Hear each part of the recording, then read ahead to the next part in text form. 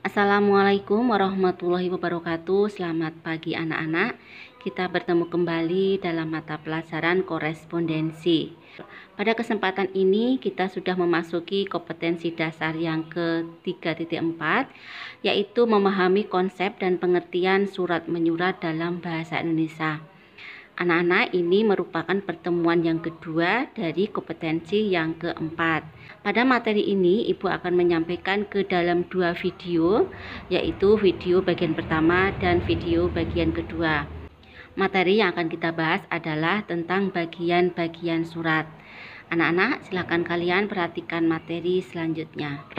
Ini adalah bagian-bagian surat dalam lembaga-lembaga pemerintah, artinya surat yang dibuat oleh instansi pemerintahan.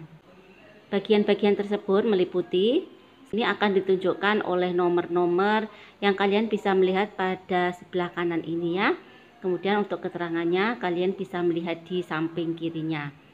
Nomor 1 ini kepala surat, nomor 2 ini nomor surat, nomor 3 tanggal surat, nomor 4 lampiran, nomor 5 hal atau perihal, nomor 6 alamat yang dituju, nomor 7 ini salam pembuka, nomor 8 isi surat, nomor 9 penutup, nomor 10 nama instansi dan jabatan, nomor 11 nama penanda tangan, nomor 12 NIP atau nomor induk pegawai, nomor 13 tembusan, nomor 14 adalah inisial pengonsep, penanda tangan dan pengetik surat. Anak-anak, kalian bisa perhatikan di sini ya. Di sini sudah dicantumkan nomor-nomornya. Kalian tinggal mempelajari saja. Ini juga contoh lain ya. Nomor 1 ini kepala surat, nomor 2 ini nomor surat, nomor 3 tanggal surat, nomor 4 alamat yang dituju, nomor 5 hal atau perihal, nomor 6 salam pembuka, nomor 7 isi surat, nomor 8 salam penutup, nomor 9 nama organisasi yang mengeluarkan surat, nomor 10 nama penanda tangan, nomor 11 jabatan penanda tangan, nomor 12 lampiran, nomor 13 tembusan, nomor 14 inisial pengonsep dan pengetik surat. Sekarang kita akan membahas satu persatu dari bagian-bagian surat tersebut. Nomor 1 tadi adalah kepala surat. Kepala surat hendaknya disusun dengan tata letak yang menarik karena selain berfungsi sebagai informasi tentang organisasi atau perusahaan, kepala surat juga berfungsi sebagai alat promosi. Hal-hal atau informasi yang terdapat pada kepala surat yaitu nama organisasi atau perusahaan, alamat kantor, nomor telepon atau faksimil atau kode pos, situs atau alamat email, nama bankir, logo perusahaan, dan bidang usaha. Ini khusus bagi perusahaan. Ini contoh dari kop surat atau kepala surat dari perusahaan penerbit Erlangga. Di sini mencantumkan nama perusahaan, kemudian logonya, alamatnya, teleponnya, dan fax-nya. Kemudian yang bawah ini adalah kepala surat dari Sultan Batik Galeri yang mencantumkan usaha di bidang apa dan alamatnya di mana. Yang kedua, nomor surat. Untuk penomoran surat sangat penting, ini digunakan untuk memudahkan penyimpanan dan penemuan kembali dokumen yang diperlukan. Kemudian mengetahui jumlah surat yang sudah dikeluarkan dan diterima oleh suatu organisasi. Kemudian yang ketiga adalah memudahkan pengecekan waktu saat melakukan hubungan surat menyurat. Ini anak-anak untuk surat pribadi tidak usah menggunakan nomor surat ya. Ini contoh nomor surat 235 garis miring PP garis miring Romawi 11 garis miring 11. Keterangannya 235 ini menunjukkan nomor urut surat, PP ini menunjukkan kode intern perusahaan, kemudian Romawi 11 ini menunjukkan bulan pembuatan surat, dan 11 ini menunjukkan tahun pembuatan surat yaitu 2011. 3. Tanggal surat.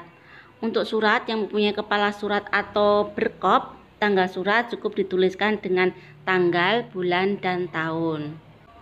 Kita lihat di sini untuk tanggalnya ini ya, sebelah kanan 27 Juli 2018. Jadi ini hanya mencantumkan tanggal, bulan, dan tahun. Apabila surat dibuat pada kota yang berlainan dengan kop surat, maka nama kota harus dicantumkan. Sebagai contoh Anda membuat surat di Bandung, sedangkan kop suratnya adalah Depok. Dengan demikian Bandung harus dicantumkan. Kita lihat contohnya. Nah, ini adalah contohnya ya. Perusahaannya itu ada di Depok, tetapi kita membuat suratnya ada di Bandung seperti ini. Maka Bandung harus dituliskan. Tetapi jika tanggal surat ditempatkan di sebelah kanan bawah, maka nama kota juga wajib dituliskan. Kita lihat di sini ya. Jadi ini dituliskan di bagian bawah kanan. Bandung, 22 Januari 2018. Gitu ya. 4. Lampiran. Lampiran adalah sesuatu atau dokumen yang disertakan ke dalam surat. Contohnya brosur, daftar harga, faktur, fotokopi bukti pembayaran, dan lain-lain. Penulisan lampiran dapat diletakkan di bawah nomor surat. Ini biasanya untuk surat dinas pemerintah. Atau bisa juga diletakkan setelah penanggung jawab surat pada sisi sebelah kiri. Ini biasanya dipakai oleh perusahaan. Untuk surat niaga, jika surat tidak disertai lampiran, tidak perlu dituliskan keterangan lampiran. Untuk surat klaim harus ada lampiran berita acara. Ini adalah contoh lampiran untuk instansi pemerintahan ya. Kita lihat di sini, ini berada di bawah nomor. Sedangkan ini adalah lampiran ditaruh di bawah sebelah kiri. Ini digunakan untuk suatu perusahaan. Kita lihat di sini adalah PT Permata Indah. 5. Perihal atau hal. Perihal atau hal berfungsi untuk memberikan petunjuk kepada pembaca mengenai isi pokok surat. Tata caranya adalah 1. Setiap awal kata ditulis dengan huruf kapital, kecuali kata depan dan kata tugas. 2. Perihal tidak boleh menggunakan huruf kapital semua, kecuali digunakan pada surat yang memakai judul. 3. Pada akhir perihal tidak diberi tanda titik. Ini adalah letak hal atau perihal setelah alamat dalam atau sebelum salam pembuka dituliskan di sebelah kiri atau tengah. Kalian lihat contohnya ya, di sini ditaruhnya. Ini adalah contoh perihal atau hal dituliskan setelah salam pembuka. Jadi letaknya disesuaikan dengan bentuk suratnya. Kita lihat di sini ya. Ini dituliskan di bawah salam pembuka. Ini adalah cara penulisan perihal pada surat dinas adalah sebelum penulisan alamat dalam atau setelah lampiran. Kita lihat di sini nomor, lampiran, dan perihal ini berurutan ya. Kemudian yang sebelah kanan ini adalah tanggalnya. 6. Alamat dalam atau alamat tujuan. Penulisan alamat ada 2. Untuk alamat luar itu adalah alamat yang ditulis pada amplop surat. Sedangkan alamat dalam itu adalah alamat yang ditulis di dalam kertas surat. Paham ya nak ya? Nah, kemudian untuk penulisan alamat dalam harusnya jelas karena ini merupakan petunjuk langsung bagi si penerima surat.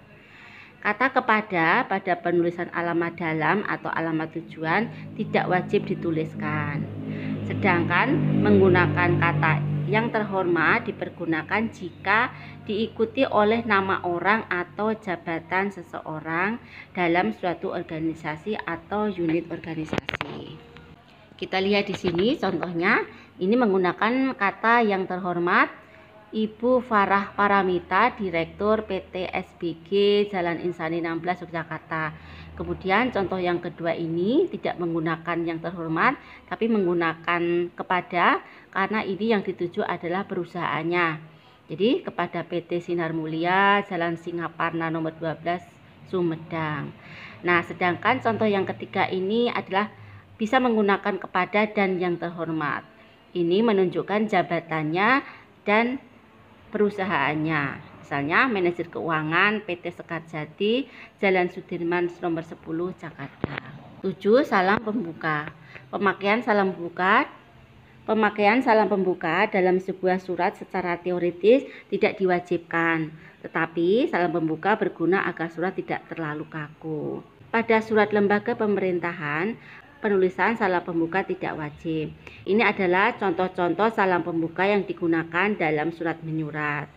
Bisa dengan hormat, Assalamualaikum warahmatullahi wabarakatuh, salam sejahtera, Bapak Budi yang terhormat, Ibu Yati yang terhormat, dan sebagainya. 8. Isi surat. Isi surat terbagi menjadi 3 alinea.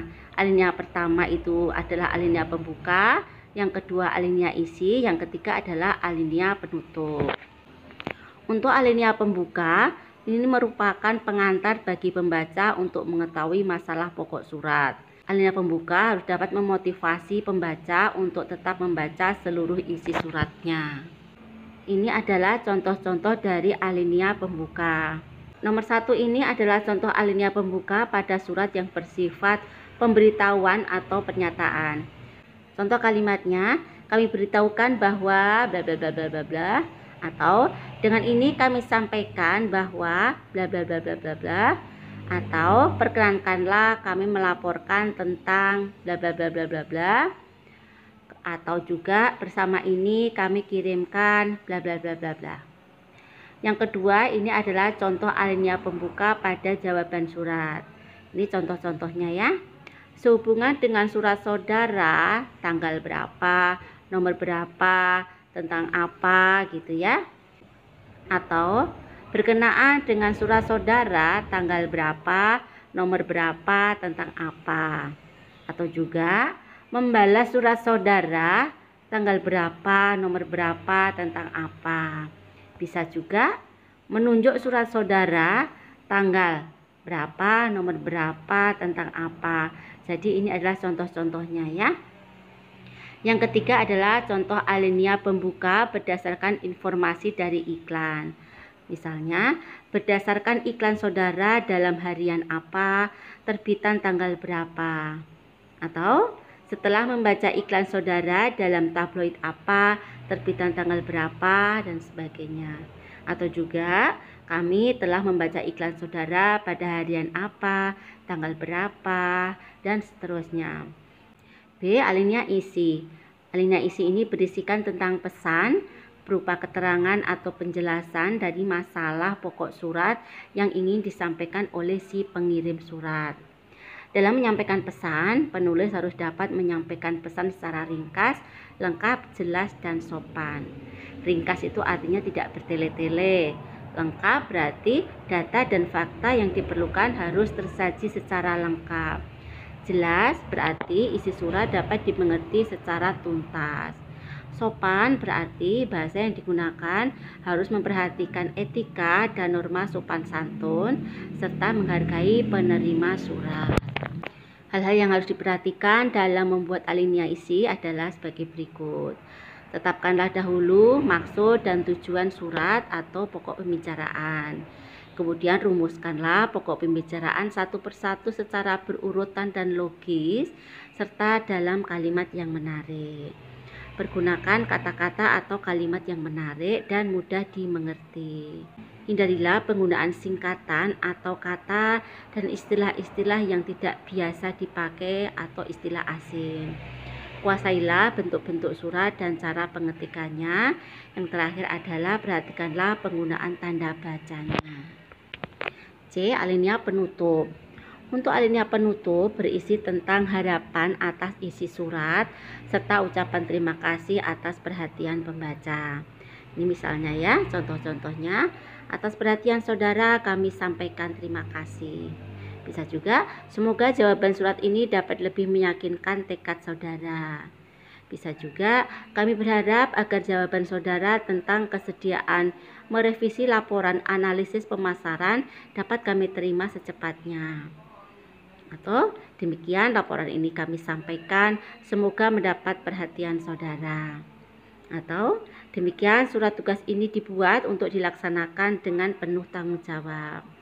Atau harapan kami semoga kerjasama yang telah kita bina dapat terus ditingkatkan. Terima kasih.